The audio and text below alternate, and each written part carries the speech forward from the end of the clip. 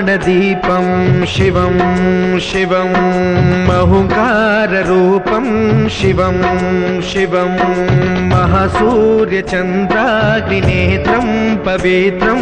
महागाढतिमिरान्तकं सौरगात्रं महाकान्तिबीजं महादिव्यतेजं भवानी समेतं भजे मञ्जुनाथं। नमः शङ्कराय च मयस्कराय च नमः शिवाय च शिवतराय च भवहराय च महाप्राणदीपं शिवं शिवं भजे मञ्जुनाथं शिवं शिवं अद्वैतभास्करम् अर्धनारीश्वरं त्रिदशहृदयङ्गमं चतुर्दधिसङ्गमं पञ्चभूतात्मकं षट्शत्रुनाशकं सप्तस्वरेश्वरं अष्टसिद्धीश्वरं नवरसमनोहरं दशदिशासु विमलम् एकादशोज्ज्वलं मेकनाथेश्वरं प्रस्तुतिवशङ्करं प्रणतजनकिङ्करं दुर्जनभयङ्करं सज्जनशुभङ्करं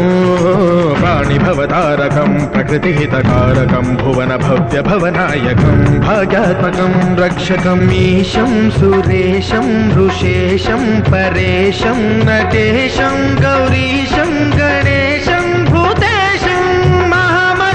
महामधुरपञ्चाक्षरी मन्त्रमार्षं महाहर्षवर्षप्रवर्षं सुशीर्षं नमो हराय च स्मरहराय च पुरहराय च रुद्राय च भद्राय च इन्द्राय च नित्याय च निर्निद्राय च महाप्राणदीपं शिवं शिवं भजे मञ्जुनाथं शिवं शिवं